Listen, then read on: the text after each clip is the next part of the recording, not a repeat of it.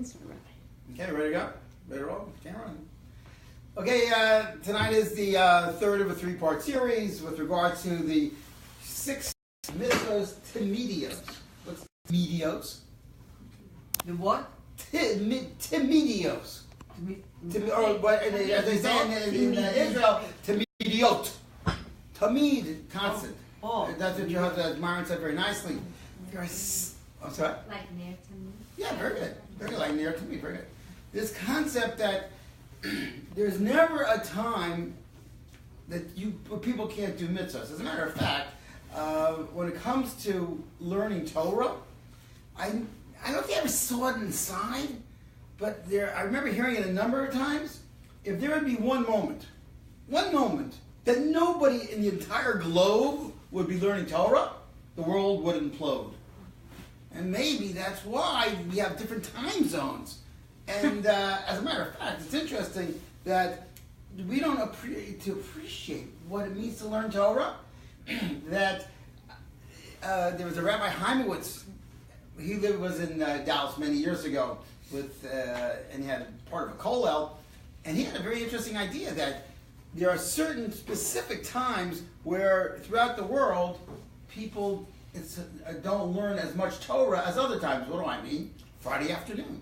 People, busy with Shabbos for going ahead and preparing for Shabbos. Sunday, Sunday's sometimes a hard day because you're used to going ahead for other things. Shopping, okay, that's important. But especially, he said, there are events that take place. The Super Bowl. There's so many people that are watching the Super Bowl. Where I was thinking about when Neil Armstrong landed on the moon. It seemed like people were riveted on that. So, no matter where you are or when it is, you can always think and can have these 6 mitzvos. We spoke about 4 of them already, and then tonight we want to get to the next 2, and then we'll try to wrap it all up and tie it all together with a neat bow. So tonight's mitzvah speaks about love, ahava, love that we should develop for Hashem. So let me ask you a question. Of the people that are here, how many people love salmon? You know something? How many people love sable? I don't know if you can get sable. Are you familiar with sable? That's a good New York type of fish. I'm not a fish person. What? You're not a fish person. No. You don't love fish. I'm not. So if you think Love about chocolate. it, so let's go. Love chocolate. Well, we'll get to chocolate. This is not going to fit into chocolate. But let me explain to you. Let's look about what we just said. Most of the people here said they love salmon. Correct? Let's start with that. Mm-hmm. Except for Mrs. Lurie and myself. The truth of the matter is, I think Mrs. Lurie and myself, we're the ones that do love salmon. Because we don't eat it. We don't kill it. Why, if you love it so much, so why do you kill it? Why do you fillet it? Why do you bake it and then serve it and eat it? What? Why do you smoke it? Well, whatever you do with it. The answer is, you know why you do. So why do you do it? There's other types of food you can look at because we love ourselves, and because we love ourselves, we sometimes have this idea about really what love is unless we think about it. The word for love is ahava. Mm-hmm. What is the word? What's the root of ahava? Aleph, hey, vet, hey. Aleph, hey, vet is hav. You know what hav means? Hey, vet? To give. Mm-hmm. If you really love somebody, the idea is that you're supposed to be a giver to that person. Mm-hmm. To be sensitive to that individual. To see, how can I help that person as opposed to being helped? Now, ultimately, who is the biggest giver? God. God is the biggest giver. He doesn't need us. He doesn't need us at all. But he constantly, b'chol yom tomi, he constantly gives. Look what the fact that we take so much for granted. The fact that we've been here 5 minutes, and well, thank God, there's been air in this room that we don't even realize how we go ahead, we inhale and we exhale. So we have to appreciate what it means to go ahead and to be the ultimate giver as God. I guess after maybe you would think the ultimate giver would be a mother. A mother gives to her child. And the Zohar tells us that are difficult to take care of their mother. Why? Because the mother, from the time, not the baby is born, from the time that the baby's in her womb, and the sleepless nights, the nauseousness, whatever she has to go, it's all been given and focused on this fetus. So you would think when it comes out, the mother should go ahead and be upset. Why did you cause me all of this? But you see, that's not what happens. It's the loving feelings that just enwrap that child. And that's how Hashem caused us to go ahead and go to have this shame, the charm that a little baby has. Because the Chovos Halavava says, if a little baby didn't have this shame, this charm, we toss him or her out of the window. Why you cause me so much aggravation, so much problems? But it's counterbalanced by the love that Hashem implants within each and every one of us. So that's this concept of love, and that we have to strive to, that we have to go ahead and feel love for Hashem.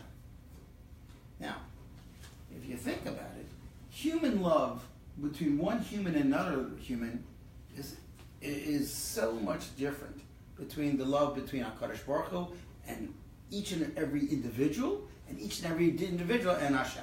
I'll give you an example. What is the ultimate loving relationship that we speak about in the Torah? In the Torah, the Nevi'im, the Ksuvim. The ultimate in Ahava, that we mentioned in Pirkei Avos, is the Ahava that exists between David and Yehonatan. They stood above everybody else. It was so pure. It was so holy. And even though Yehonatan was the son of Shaul, and there was two as the son of Shaul, who was the first king, Yehonatan was supposed to be the next king, but he realized David was the more suitable candidate.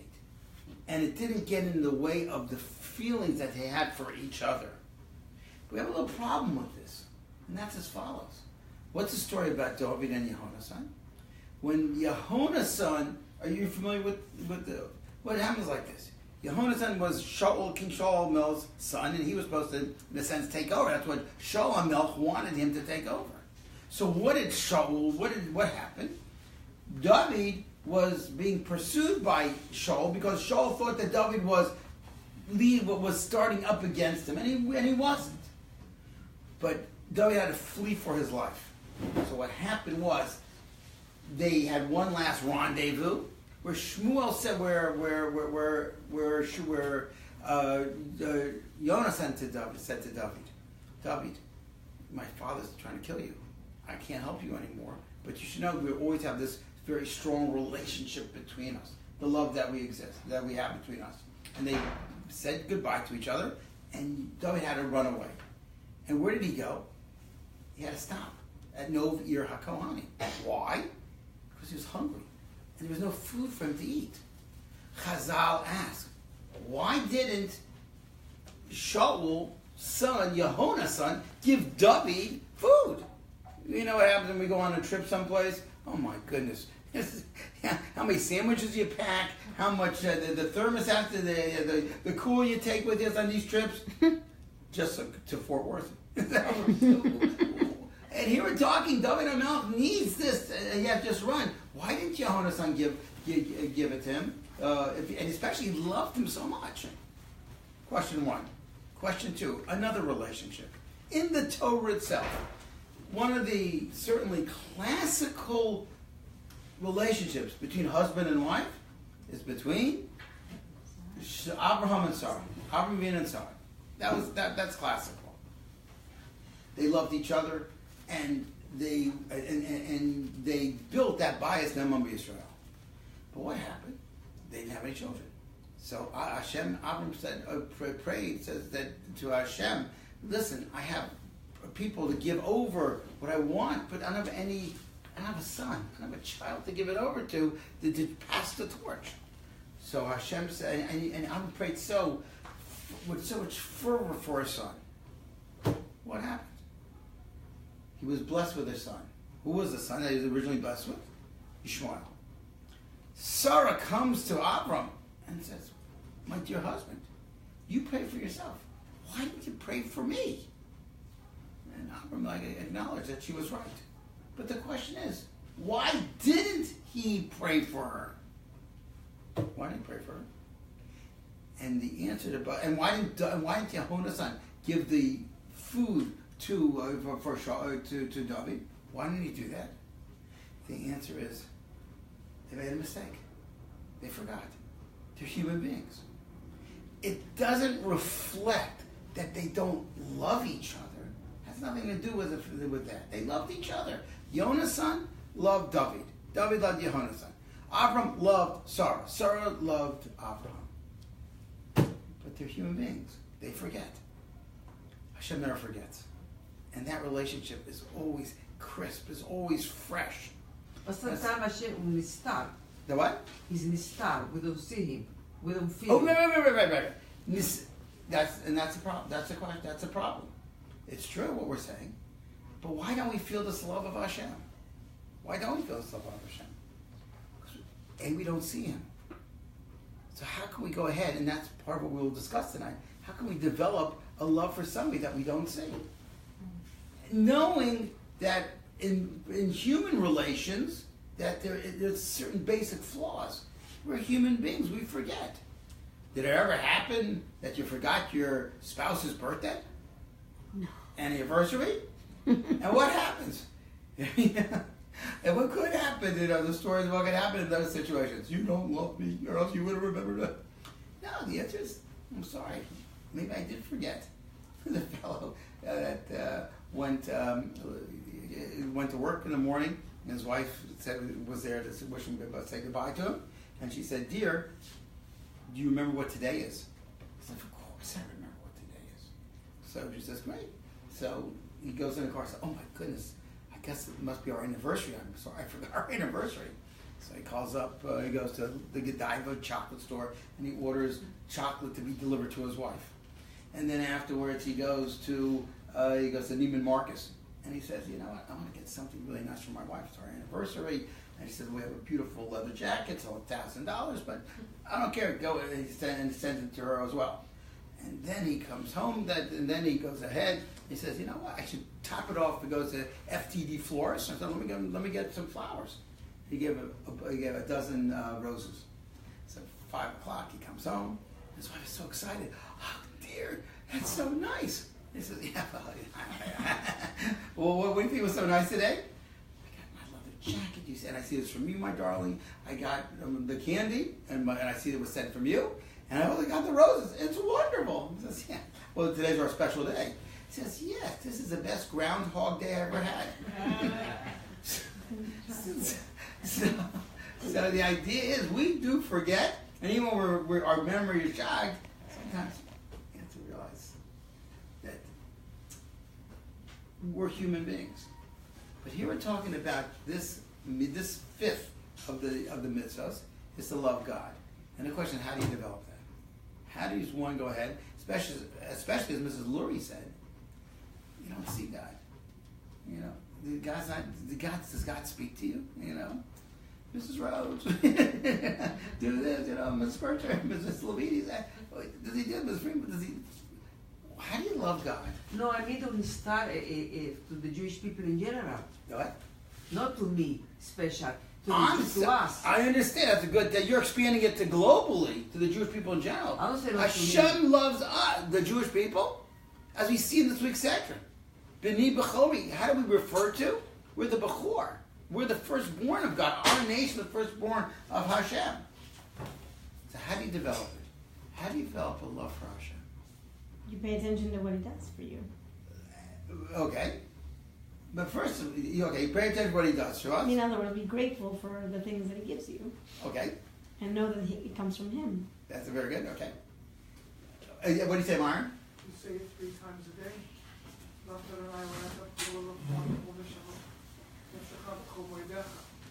Okay.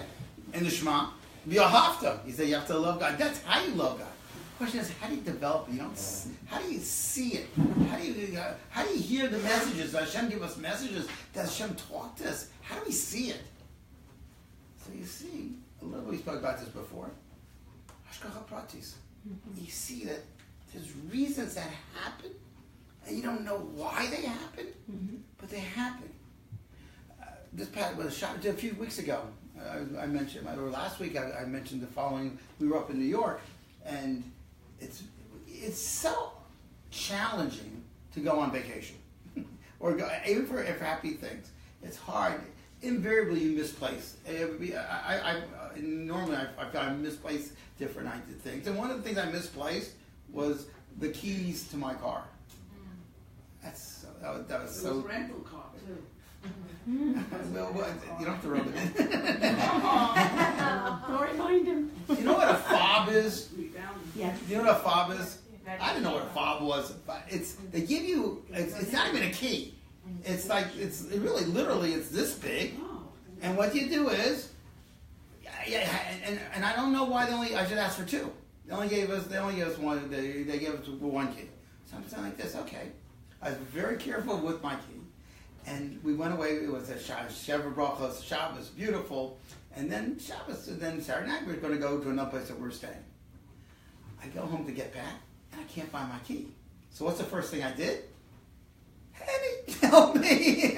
Where my key? Did you have my key? And she said, oh. I couldn't find my key. And what do you start doing when you can't find something? What do I do? You start thinking about the worst case scenario. I'm going to be here for the next 3 months. And how much are they going to charge me for this car? Every day is going to be more and more. And that little fob, who knows? A lot of money. I know. I can imagine. And it's Motzei Shabbos. It's cold in New York, and there's a lot of things going on. So I looked, and we looked. It was a trying time. Somebody after. So what happened? And I looked under my bed. It wasn't there. I looked all over. And then somebody else helped us. I don't know if I looked under the bed. It wasn't there. All of a sudden, I'm looking. I said, I'm ready. I know what to do, what's going to happen. So I can be right. I know what. I looked one more time under the bed, and guess what? It was there. It was there.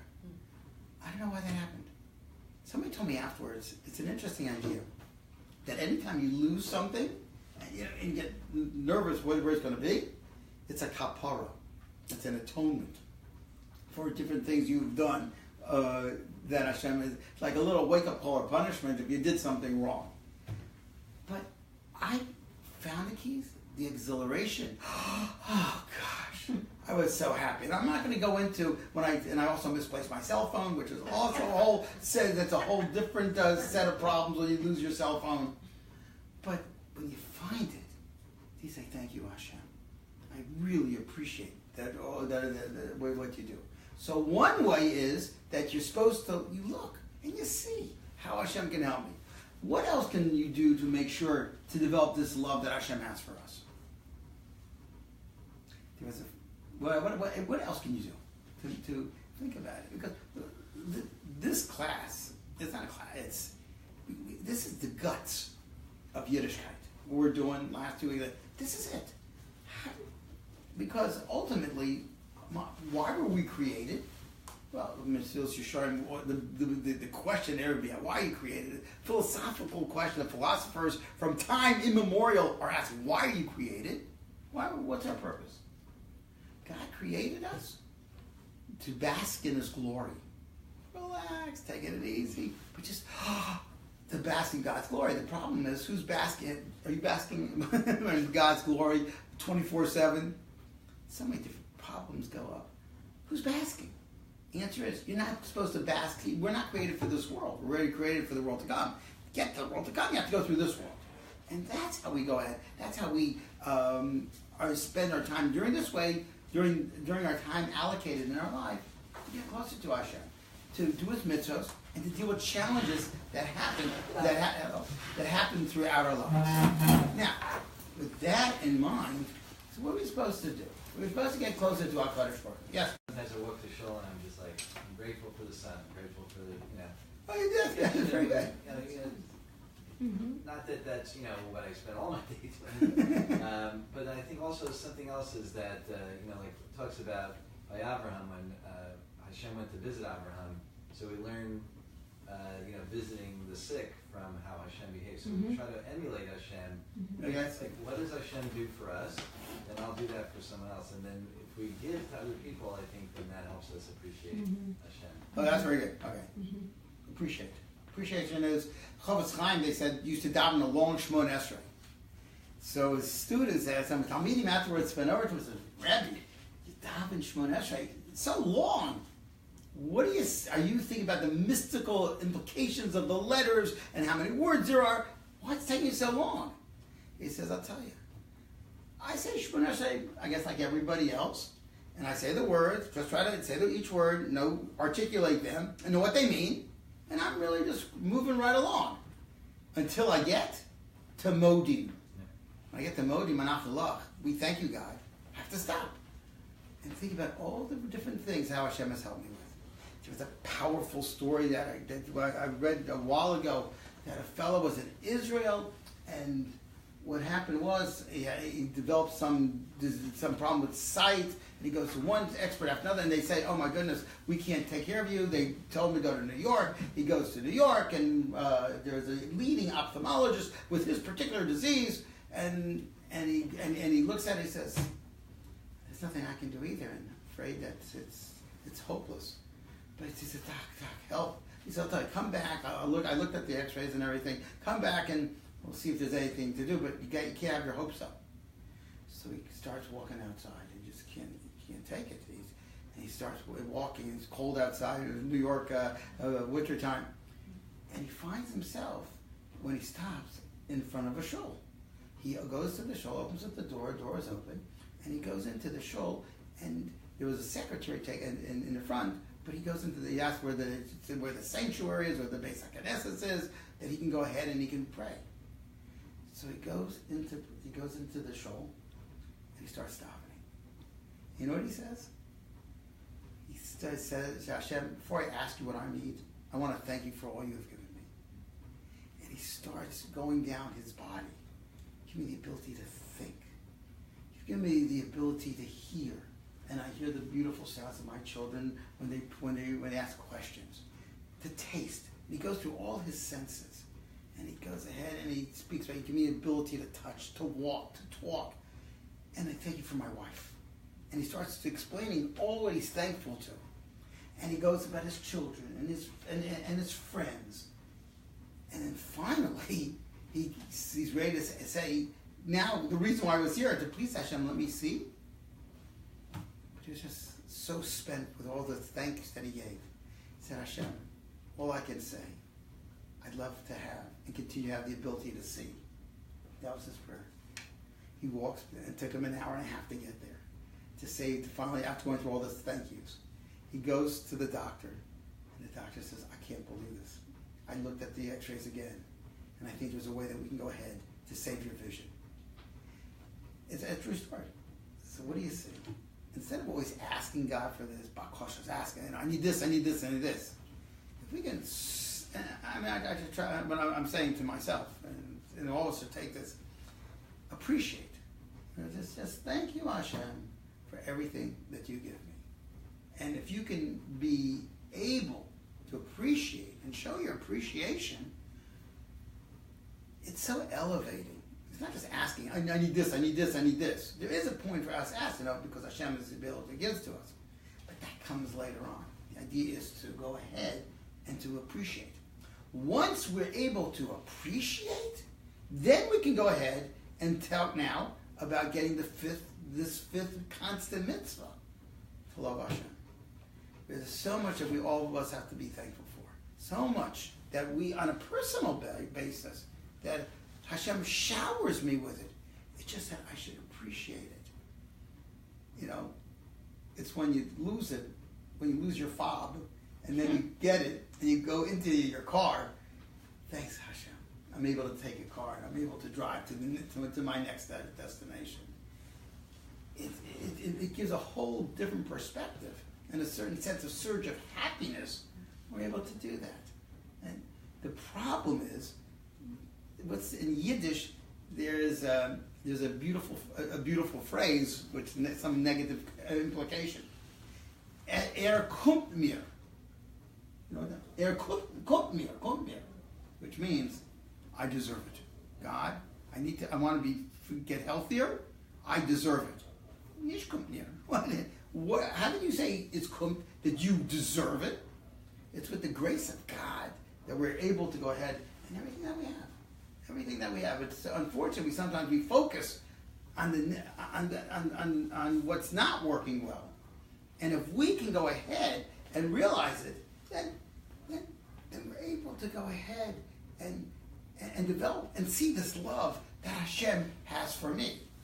And then what I have to do is then when he does that, then I reflect it back to Hashem. It works with people. If you want somebody to love you, how do you do that? How do you get a person you want to increase the love between husband and wife, between parent and child? Make him brownies. What? Make him brownies. Make him? Brownies. Brownies is a good way. Okay. Okay. Chocolate jelly donuts. Brownies. I like that. Now we're talking about that. And one of our kiddushim we had that. Brownies, I think Don Catch, when he does his brownie, put a little jelly in it. Okay, brownies. What else? What else? How can you make your spouse love you? Can you make your children love you? Yeah. But what's the method that you should try taking? So listen what it says in Chazal. Kamayim haponim laponim, kain leiv ha'adam la'adam, which means when you look into water, the reflection that you see back is how you look at the water. If you smile at the water is going to smile back at you, so to speak. Mm-hmm. If you're angry at the water's going to look back that way. So just like it works that way with water, so too with hearts, feelings. There's a special language, a bridge that exists between people that you can detect.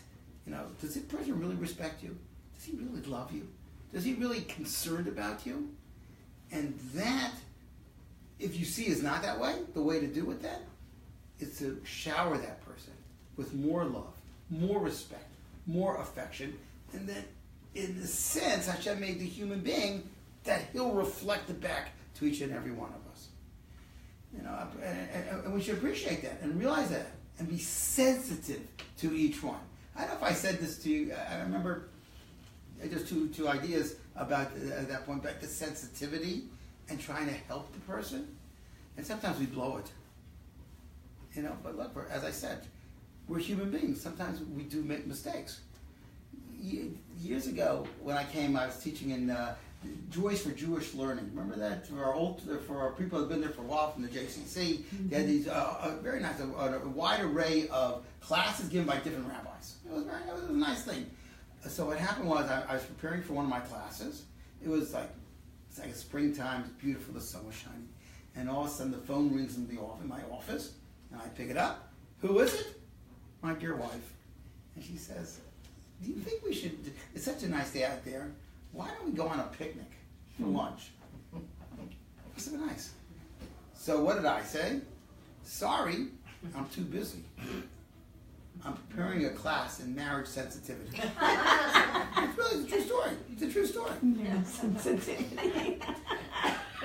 So what happened? Don't do rest. So what happened? Don't do rest. The rest? I hear a click. I call Henny back and said, I don't know what happened. I think we just got cut off. Anyway, so that's not being so sensitive, but let me make mistakes. But in a way, I told her that maybe we should have realized that earlier on in our marriage, where I think maybe a day or two after we were married, I went to go do some shopping, and I come back, and I bought some oranges, or different things I bought. And I put it in the refrigerator like a good husband. What was the problem? My dear wife opens the refrigerator door. What does she take out? Oranges. She says, uh-oh. I said, what's the problem? I said, we have a problem over here. I said, what's the problem, my dear? Look at this orange juice container. Well, it looks pretty good to me. Tropicana, very nice. That's a hechsher on it. What's the problem? What is this? My initials I put on the top of the orange juice carton. Why did I do that? I'm a nice person. Because in yeshiva, when you go ahead and you buy something, you want people to know what it is, you put your initials on it, and you put it in the refrigerator. Nobody, how many people have refrigerators? One big yeshiva refrigerator. It's in the yeshiva. So I quickly learned it's not a good idea to put AR on the different containers. That was a ride. No, but Eric Hashem worked. That's very nice.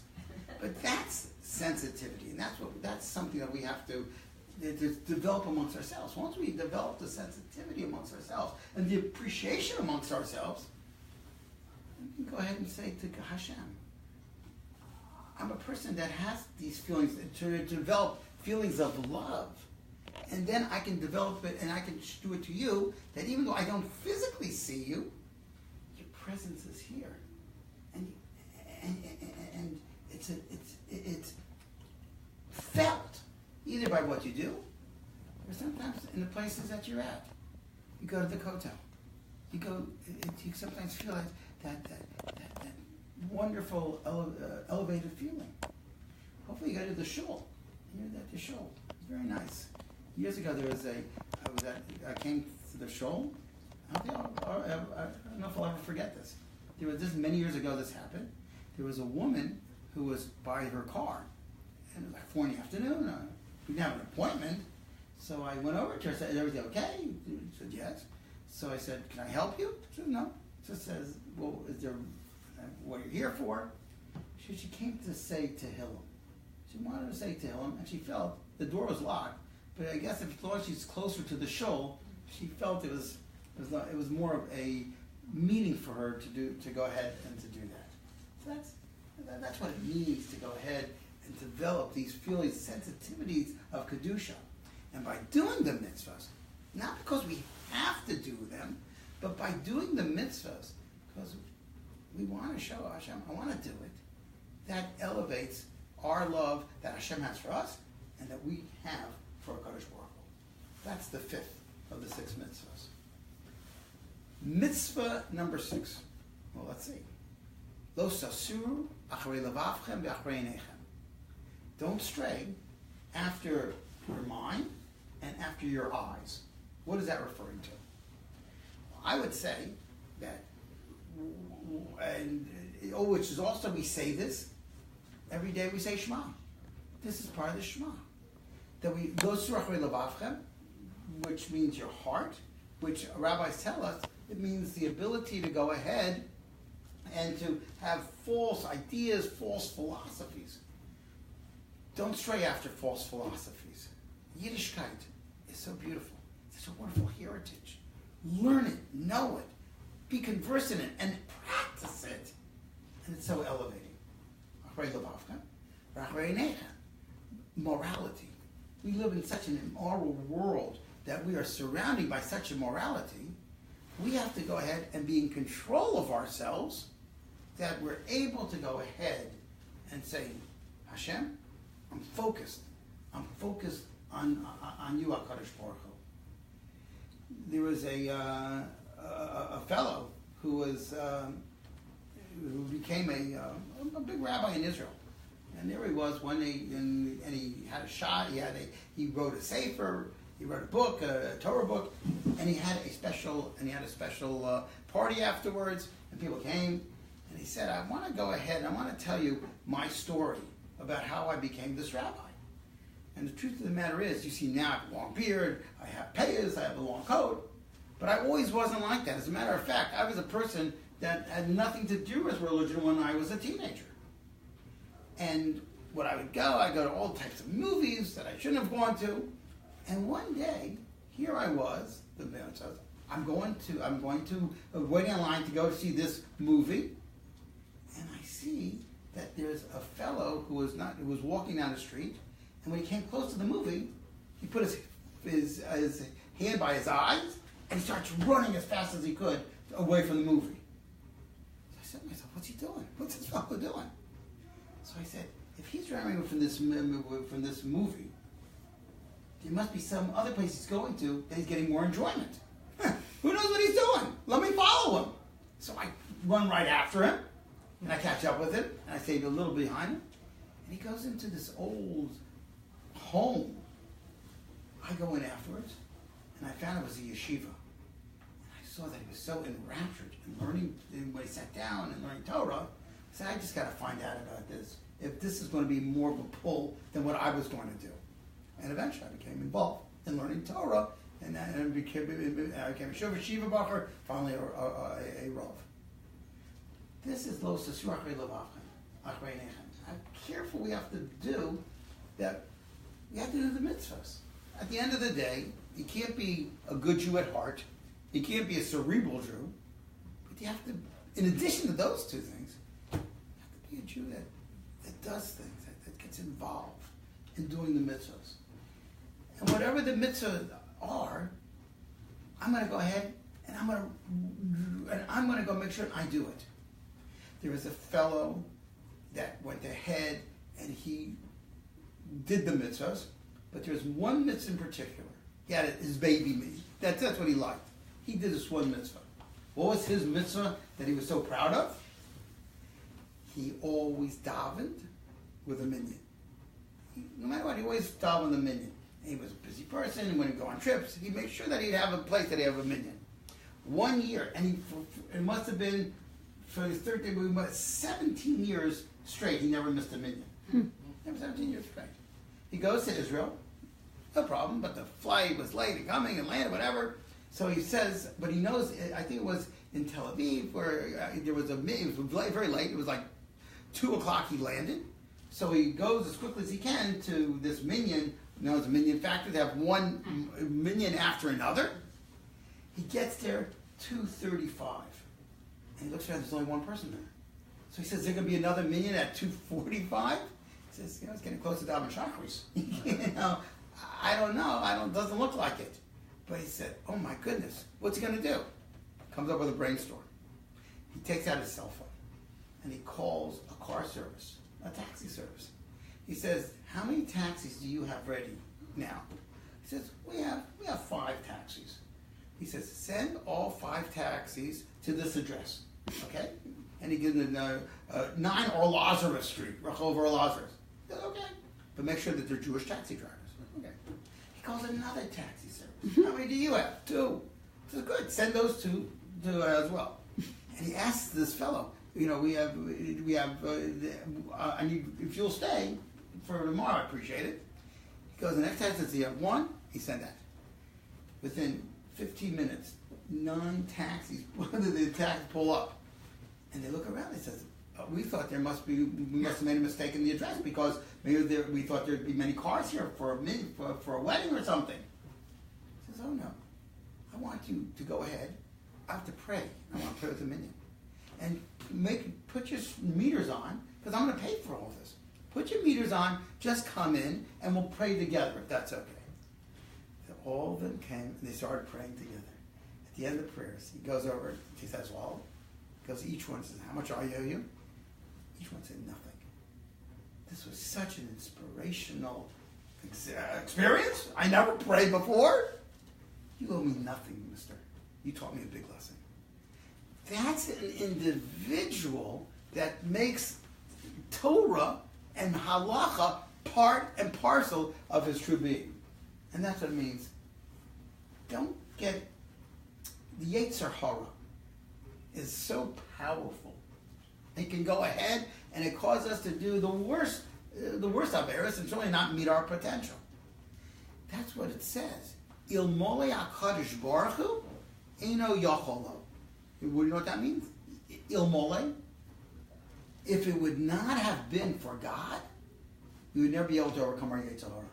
Our evil inclination is much stronger than our good, than our righteous inclination. So the question is, so why did Hashem do that? Why did Hashem make the evil? But Hashem's there, you know. But Hashem, if it wouldn't have been for Hashem to help us out, we'd lose to our Yetzer Hara. So why did Hashem make the Yetzer Hara so strong? Why would He do such a thing? Would we be doomed to failure? The answer is because Hashem loves us. Hashem wants to say, I want to be with you. I want to be there with you because I made you so you need me. If you'd ask, but you have to ask for it. And that represents the love that Hashem has for each and every one of us. So if we're able to do this, now let's look at the 6 mitzvos. They come together as a team that we should think about, and we can't think about all the time, to do the right thing. So let's go through them again. Mitzvah number 1. What's the first mitzvah? Emunah. Emunah. And what does that mean, emunah? Believing in Hashem. Judaism is theocentric. The number one aspect of it, it's God-centered. Hashem. You're there. Always was, is, and always will be. You have, you know everything that's going on. You created me. But everything comes from you, as the first of the 10 Commandments. But what does it say in the first of the 10 Commandments that dovetails so nicely with this concept of emunah? Anochi Hashem Elokecha Asher Hotzeisicha Me'eretz Mitzrayim. God is introducing, so to speak, himself to the Jewish people at Har Sinai. And what does he say? I'm your God. And what's my calling card? Hashem could have said so many things. I created the world. This is one that I created the world. Hashem doesn't say that. I created the Rocky Mountains. I created you. That took you out of Mitzrayim. Not only does Hashem exist, but Hashem is concerned about us and is involved in our daily lives and everything that we do. That's what it means to have faith. That's emunah. That's what it says. Hashem, I firmly believe in you. That's the first of the klali. Second is no others. There are no others, no other force over here. It's only you, Hashem. And you didn't give it over to a malach to take care of everything. That's their hashgacha pratis we spoke about, I think last time or 2 times ago. That's what's happening. We believe firmly. Hashem is where? Hashem is everywhere. No, Hashem is in this room. You ever think about that? Wherever you go, Hashem is there. You know where else Hashem is? David HaMelech. It's on Shalosh Shudas. We sing the Chaf Gimel. Mizmor LeDavid Hashem Roi Lo Echsar. One of the most famous, even the secular people or the non-Jewish people, God is my shepherd. But that's ours and the beauty that we see in it. You know what it says in there? Gam ki elech begeit salmovis. And this David Melch says, even if I walk in the valley of death, you know what that's referring to? Gehenna. Even if God, if I have to go to Gehenna after I leave this world and stay a certain amount of time, lo ira ra, I'm not going to be afraid. No bad will befall me. You know why? Ki ata imadi. Because you're with me. You're with me. And if we can just do that sometimes. Never have trouble falling asleep at night. And you twist and turn. Sometimes think about that. Lo ira ra ki ata imadi. You're always with me. I mean, it's so easy to say this, but to really feel this and then to do it. I feel bad, I feel going back to my fob story. How can I get nervous? God's with me. He knows where it is. If I'm supposed to find it, I'll find it. If I'm not supposed to find it, I won't find it. But yet it's a tumult. It's a tumult. If you're able to be on the level of a David HaMelech, God, you're with me. Wherever I'm going, please, I need your help. And not only that, I want to do the right thing. I appreciate what you give me. That's what it means. There's no other force. It's only you. One of the most powerful concepts in Yiddishkeit that I think is nobody can help you. And nobody can hurt you. What? What does that mean? Nobody can help me. That means that if somebody tries to push me over or push me down, they can't do it? No. It's only if Hashem wants him to do it. Or nobody can help me. Nobody can give me, I want to help you out. Here's, let me go run an errand for you. In that situation, it's all up to God, whether it happens or not. Now, we have to, if somebody helps us, we have to thank them. But you know what? How we thank them? I thank you very much for wanting to help me. And really feel it. Thank you so much. Or I have to protect myself. That's what my hishtadlus is. That's what I have to try to do. To try. But if it's going to happen or not, that's up to HaKadosh Baruch Hu. Mm-hmm. And there's no other forces in the world. The second of no other powers. Hashem is one. And whatever Hashem does, it's not, it all blends together in a unifying force because there's only one Hashem. Sometimes Hashem looks merciful, sometimes the ultimate mercy, justice, judgment. But it's one Hashem. And we'll understand this when we get to the world to come, or before that, or when the Mashiach comes. Hashem, God will be the king over the whole world. Bayom Ahu, on that day, Hashem Echad, God will be one. Ushmo Echad in his name one. I mean, he's not one now. We'll be able to see the oneness. Why sometimes bad things happen, and why the difficulties that we go through. We'll be able to understand. There's a reason for all of this, why this is all happening. And once we realize that, then it leads so nicely to number 4. So we did 3. Belief in Hashem, no other power, and Hashem is one. Once we realize that, I have to be in awe of God. Just right now, God, Hashem hears me speaking. He hears everybody here either speaking or thinking. And he hears what's happening in your house. He hears what's happening if you have an apartment building. There's like a cacophony of noise. Not for Hashem. He hears every conversation that's going on right now in Dallas, Texas, throughout the world. Such awesomeness that Hashem has. It's mind-boggling. And then we have to be in awe of Hashem. But to realize that awe then produces love. Because Hashem, he's concerned about me. He wants to make sure that I do he wants to make sure that I do the right thing. It's mind-boggling. I thank Hashem for that. And then my response is, I have to follow what you say, Hashem. So, ladies and gentlemen, these are the 6 laws. These are the 6 different ideas. Constantly, wherever you are, whether you're by yourself in an elevator, just you can say these six ideas and think quickly. Think about them.